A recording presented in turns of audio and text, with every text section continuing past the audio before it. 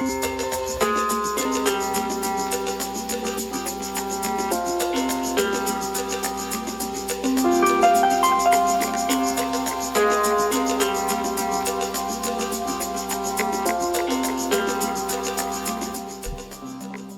guys, welcome back to another episode of Dynasty After Dark. I'm your host, Calvin Timms. You can find me over on Twitter at TDC_Calvin. And you can find the YouTube channel, Dynasty After Dark. And is there anything else? Oh, my co-host, Dynasty_Dale on Twitter. We're back. We're wrapping up the offseason recap. Today we're going to be going through the New Orleans Saints. So trying to speed these up a little bit. I can get a little long-winded, I guess. But it's fun to talk about all these offseason changes. So if this is your first episode, thank you guys so much for checking out the video. I know Dale's been killing it with some of the shorts, so if you're looking for some smaller content, go check out his shorts. He's been kind of following along these podcasts with that and dropping some breaking news over there as well. That's all on the YouTube channel, but the podcast is available on Spotify, Apple, Google, wherever you listen to the podcast as well. So thank you guys for joining us here today, and yeah, New Orleans Saints, they are Saints fans, man. They're hard to they're hard to please, I guess. Saints fans are delusional, it feels like at times. You know, they think that their team is elite still, and I'm a known Saints hater, it feels like. So this is going to be an interesting one here today, but I'll try and keep it, pretty honest with my thoughts here and give you guys some unbiased opinions. I'll try and put it that way. So got to start with the Saints offseason, and this is my biggest problem with the Saints and why I don't enjoy this team. They are constantly over budget and like badly, right?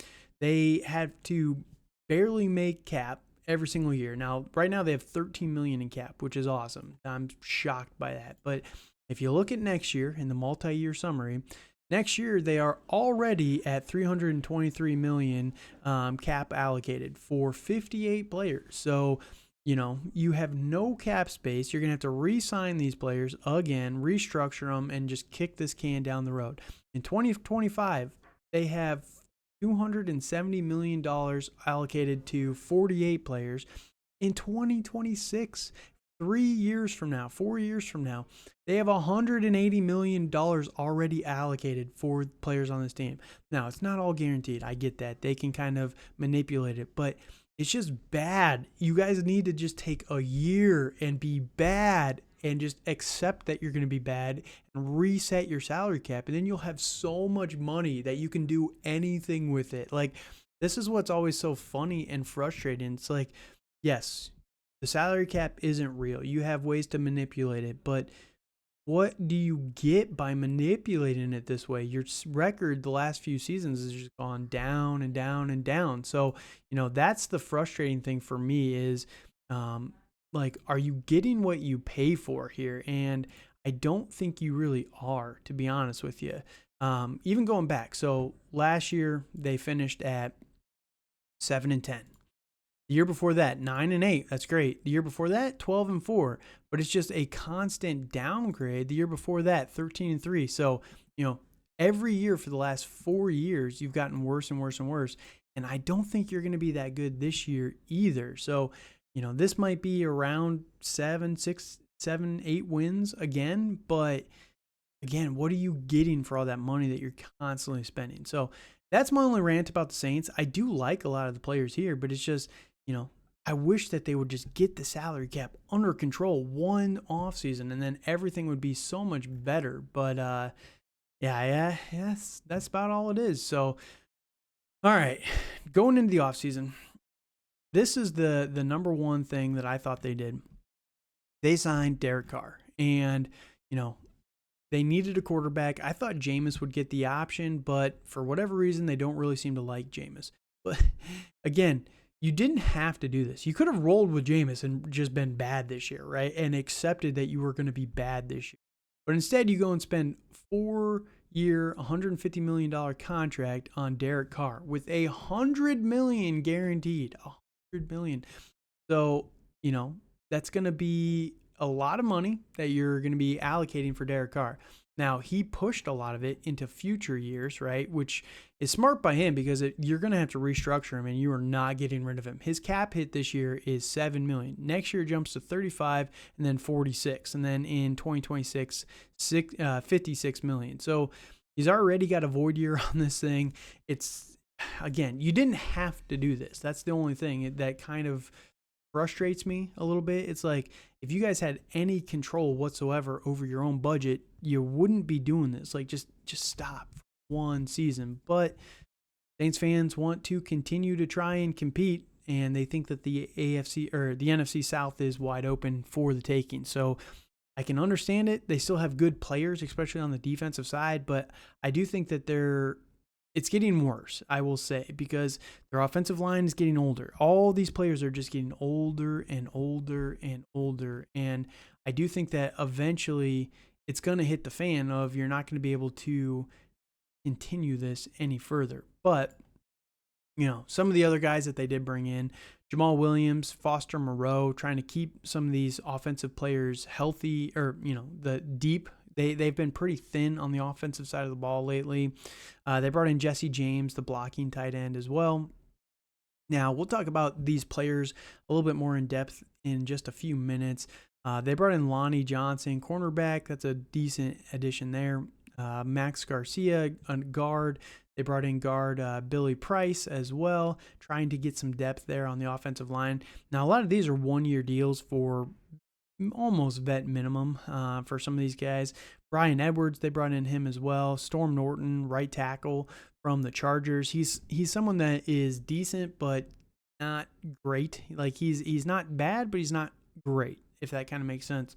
So it's interesting, and I think that what the net positive of the offseason additions is they did get better for the most part versus last year, but you look at some of the guys that they lost, and that's where it's close, right? And I think that, again, I do think it's a net positive, but especially considering who they lost in the offseason and some of the big contracts and the ages of these guys that they lost. But it's just risky. That's all it is. It can continue to work, and as long as they're winning games, it makes me look like an idiot, right? Because, they're winning games, but eventually, man, the buck does come due. And when you're constantly getting worse over 4 seasons in a row, it's just, I don't know. I don't know if it's worth it. So they lost Marcus Davenport, big player on the defensive side of the ball, defensive end there. Marquise Callaway, what could have been wide receiver speed guy. But I think that they're just fine in the receiving core. We'll talk about it here in a minute. Shy Tuttle, another defensive tackle. Deontay Hardy goes over to Buffalo. People were really excited about that one. I wasn't entirely sure why. David Onyemata is another big loss on the defensive side of the ball. So I think the defense took a little bit of a hit, but considering that they didn't really bring in many guys there, they also lost Kentavious Street, another defensive end there, a depth guy. Jarvis Landry, Mark Ingram, Daniel Sorensen, their safety, but he's a little bit older, so that one makes a little bit more sense. So, and I think the last major name would probably be Bradley Roby, cornerback. I think the defense is going to be a little bit worse this year, but if they can keep up offensively with someone like a Derek Carr, and I do think that Derek Carr is an upgrade over Andy Dalton, who went over to Carolina, I think that they can definitely be in contention for the NFC South. Now, by this point, you hopefully have gone and watched. If not, go check those out. But I've done the Atlanta Falcons breakdown and also the Carolina Panthers breakdown. And in both of those, I am big fans of those teams this year to compete for the NFC South.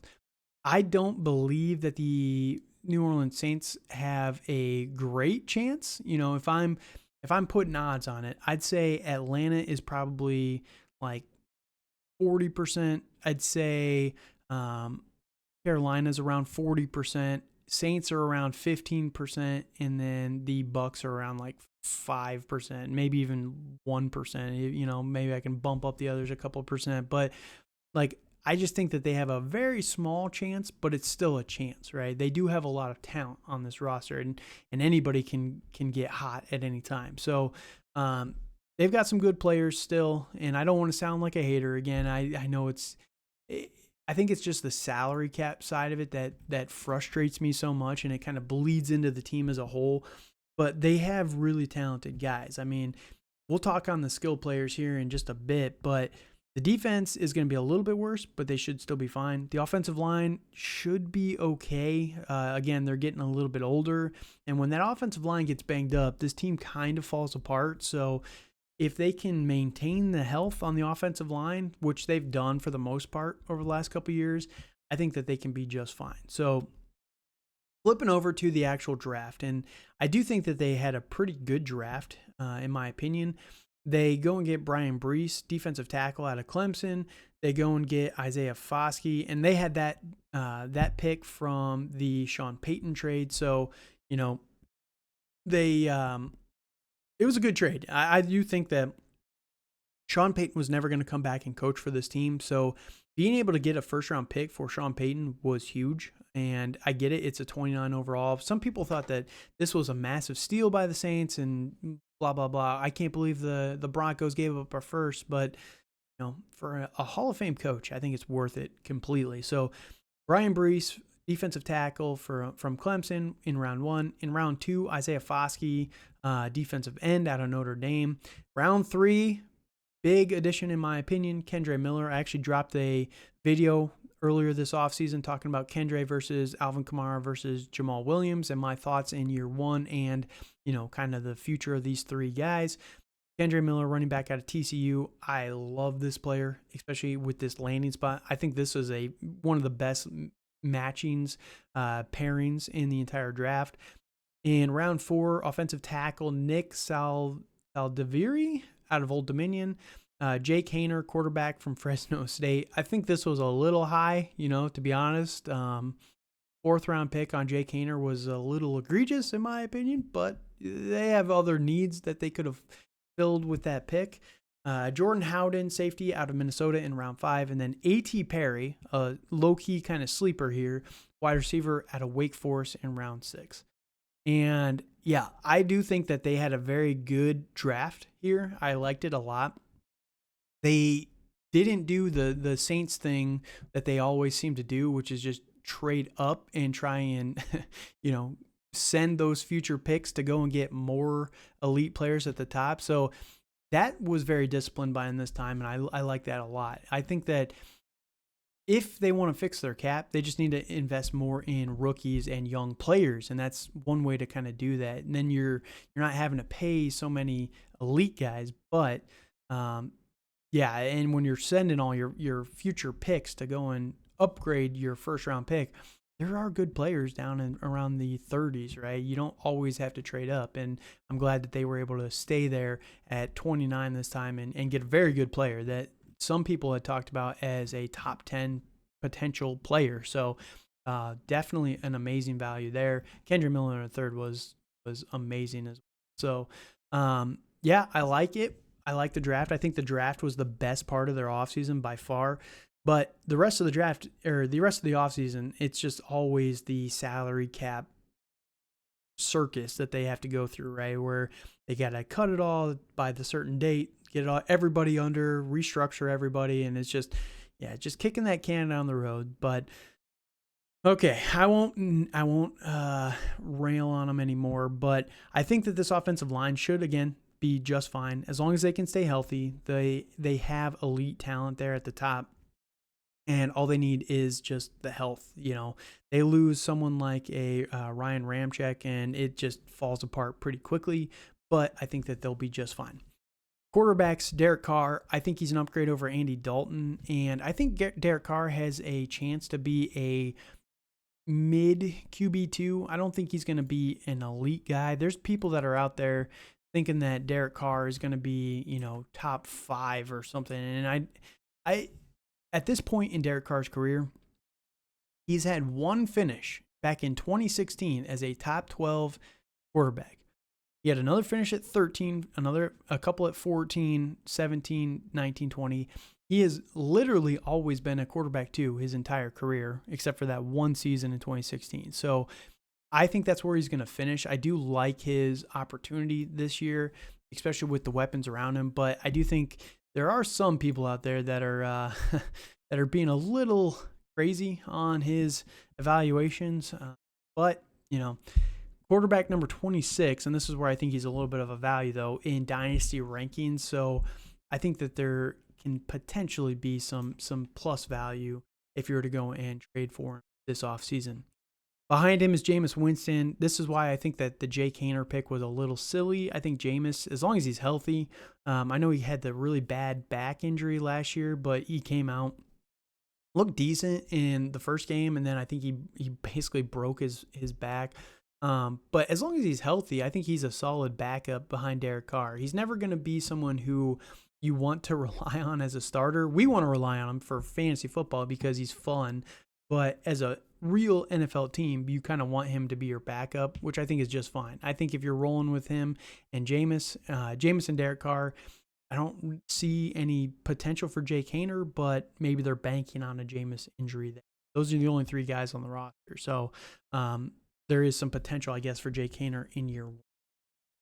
Now, running back wise, like I said, I already dropped a video kind of giving my more in-depth thoughts, and maybe I can link that here in the video. So hopefully you're looking and it's linked here. Kendre Miller, Alvin Kamara, Jamaal Williams. I do think that there's going to be a suspension coming for Alvin Kamara here in the next couple of weeks. Hopefully we get that here soon. I don't think they're going to postpone that suspension till 2024, but I would never be shocked, I guess, by the NFL and their decision making at times.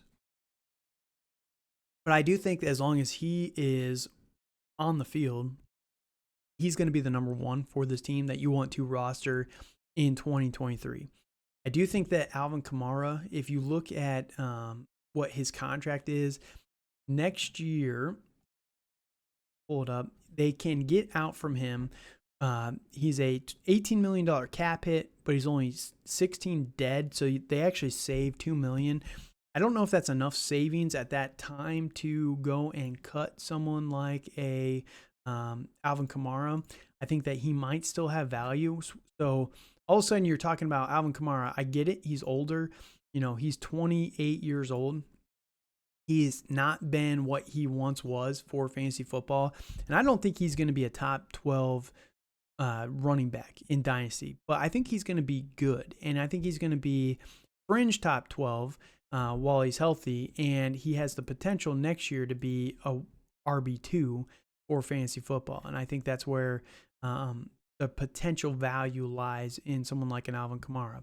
But you look at Jamaal Williams, for example, and they signed him to a 3-year contract, but next year he's a $4 million cap hit, $6 million dead cap. So he's for sure going to be here. And I think that's why I am not positive that Kamara is going to be here next year.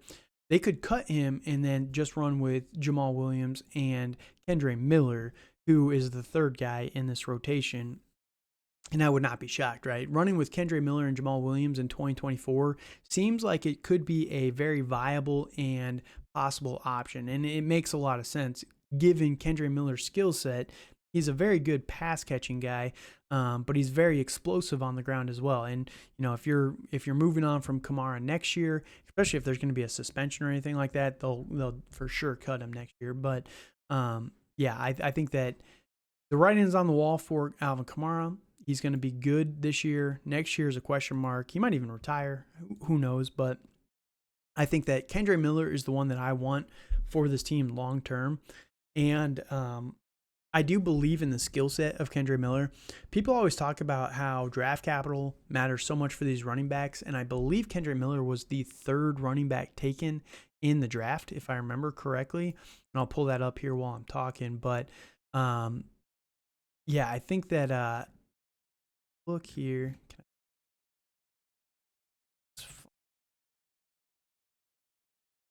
I will find it for you guys. He was the 4th running back taken, right behind Charbonnet was number 3, and then they had Jahmyr Gibbs at 2. So, yeah, I think that you talk about draft capital mattering so much. He's a 3rd-round pick, which means that he has the draft capital. Day 2 capital means that they are investing in you and you can believe in these players. Alvin Kamara, I think, was actually a 2nd-round pick as well, or a 3rd-round pick as well. Yeah, pick number 67 overall for Alvin Kamara in round 3. So I think that they are planning to replace Kamara with Kendre Miller long term. So if I'm going to invest in one, give me Kendre Miller all day on this team, even if you have to wait a little bit as well. Now, wide receivers and tight ends. Tight end wise, they did bring back Jimmy Graham. That just broke the other day. They have Juwan Johnson. They have Foster Moreau. If I'm going to get one of the tight ends on this team, it's actually going to be Foster Moreau. He has the synergy with Derek Carr, the history with Derek Carr, and I get it. He's coming off of, I think, cancer, which is crazy, but he's only 26 years old. I think that they're expecting him to be healthy enough. Last year with Derek Carr, he had 54 targets, only 33 receptions, but I think that they're going to make the tight end position a little bit more of a focal point. Now, on the flip side, Juwan Johnson had 65 targets last year, 42 receptions, 7 touchdowns. He was much better, more explosive, so I would not be shocked if he's the guy. It's just hard to tell at this point in time, given Derek Carr's history with Foster Moreau, who you want to be investing in. So maybe you take Juwan Johnson if he's cheaper, but I'm just taking the cheaper one out of these 2 players, right? So if you look at Foster Moreau, he's tight end number 40 overall right now, which is crazy, whereas Juwan Johnson is tight end number 19. So big difference, big gap there in their current ranking. So I'm probably going Foster Moreau at the tight end position.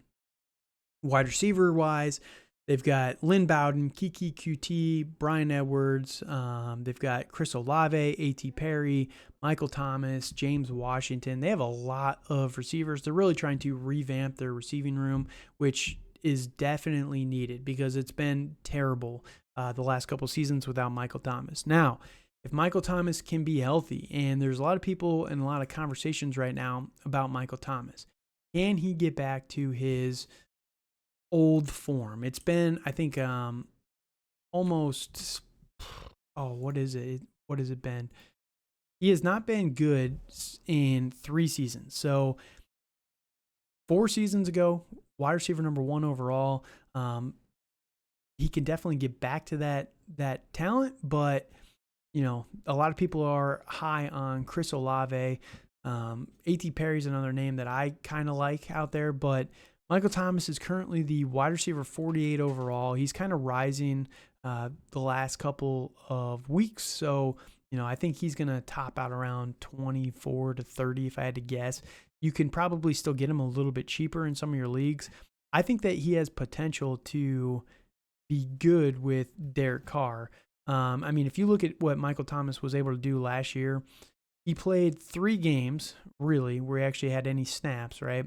Week 1, 23 points. Week 2, 19 points. Week 3, 10 points. And I think a couple of those were with James Winston as well. So when he's out there and when he's actually playing, he's very good. So, you can kind of rely on him for that. And I think him with Derek Carr would be a very good skill set. Whereas Chris Olave, I know people are very high on him right now. And I'm, again, I guess a little bit of a hater, but he finishes wide receiver number 25 last year. And I don't really see the path to wide receiver 9 that a lot of people do. And I get it. He was good after the catch, but he had 120 targets last year. Are we really expecting him to go up from that number? Like crazily up? Like I like Derek Carr more than Andy Dalton, but is he that much better than Andy Dalton? Like in reality, you can probably expect Chris Olave to get up to around 130 targets, maybe 135. There's no way he's going to be breaking 140. And if that's the case, at most I can see him having like 100 receptions, maybe like 1,200, 1,300 yards. I can see him jumping up to around 14 to 15.